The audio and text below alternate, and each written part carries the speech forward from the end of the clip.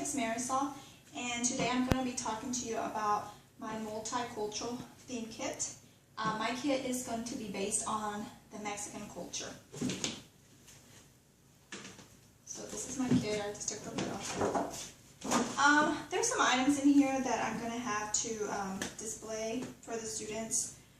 The first thing is all Mexican items are from the Mexican culture. This is a mirror that belonged to my mother-in-law, and it is from Mexico. It's actually very old. It's kind of an antique, and it was painted and handmade in Mexico. I have also a piggy bank that is kind of heavy. It's actually made out of clay, and then they're painted like this. To take out the money, you actually have to break the piggy bank because it doesn't have, these don't have, and this one also belongs to my mother-in-law. So it's also an antique. I have a serape, which is this shawl looking thing, and this one is actually very old. This belonged to my sister-in-law, but this is also handmade, and it represents the Mexican culture. This is worn by girls. And then I have one that is actually for boys. I picked this one because it actually is also a serape, but it also has the logo of one of the Mexican soccer team, which is Las Chivas, and so you kind of just put it on, you know, like this anyway. So this also is very common in Mexico. They wear it a lot. A couple more items I have. Of course, you can't Mexican culture and money. So this is some pesos and bills, and then I also have different coins representing different amounts. 2 pesos. This is 20 pesos.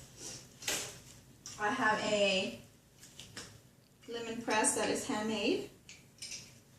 It's used in Mexico, and you cannot talk about Mexican culture without showing a rosary, because most of the people in Mexico are Catholic, so rosaries are a big thing. And then they also have many things with the Virgin Mary on them, and this one is one that you can carry in a car or whatever. And then they also have, you know, different size ones so this is also ties into the Catholic religion. I have these 2 figurines representing the dress, the charro dress. This is a typical male, and then the girl has pretty dresses like this. You might see them on mariachi people, and then of course the big sombrero hat. So that represents, and it even says Mexico, that represents the clothing. Now for my activities. I have 2 activities, or actually 3. The first one would be, I have my directions. It would be a cultural diorama. And basically on this diorama, what I would do is have the students break into 2 groups, and they would, just like I brought all these artifacts, they would bring some artifact, one or whatever they would like to share with the class. And I would split them up into 2 groups, and then when they have to have a small write-up next to their artifact, and when they're talking about it in the group, I would actually stop them after 3 or 4 minutes and not let them finish. And then I would do the same with the other group. The whole basis of that is how did that make them feel when I stopped them, and they put forth so much effort into bringing their artifacts, and then you stop them and they're not able to share. So that in a way is showing them how ELL students or ESE students feel when they cannot share or communicate, you know, their thoughts or something that they want to share. And then to go a little bit deeper, I'm going to have them do a research, and I have the paper here. This is in my kit. Would be for picking an ancient culture. I have 5 cultures that they can pick from, and I came up with some questions to help them to brainstorm. This would be done in the computer lab, researching, and then basically what they would do is just write a short, maybe 1-page paper on all the information that they've gathered. The second one is called the bullseye. The bullseye is basically, well, this is what I came up with. This is, they would get a piece of poster board, and it's would be called What Makes Me Me. And basically they would have 3 circles. It could be a little larger, I kind of messed up a little bit there, but in the middle they would talk about themselves, and then I have all the things that I am looking for listed here that I want them to list. Then in the middle circle they would talk about the same things but about their parents. And then in the last one, it's the same things but about their grandparents. So that would be my bullseye activity.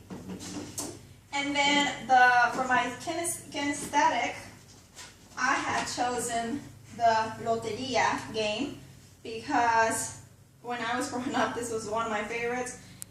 I love playing this game, so I think that this would be a good way to incorporate a kinesthetic activity. It's kind of like a bingo-based game. It has all the pictures in Spanish. They haven't written, so you deal the cards, and then it's just like bingo. But I think the kids would really enjoy this.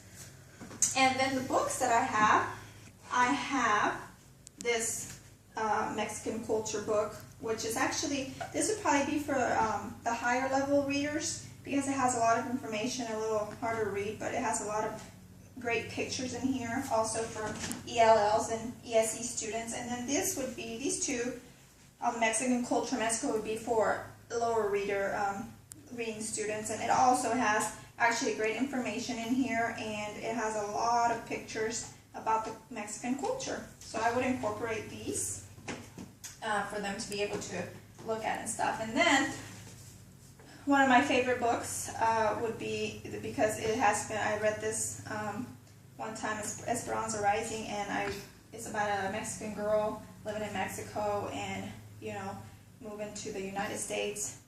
We would have to read it, but it's a really good book in a way to incorporate the Mexican culture. And I would probably use this just when we're studying the Mexican culture. I would read it every day. I would take time, allot some time to read to the students a chapter or 2 a day. And this is all books.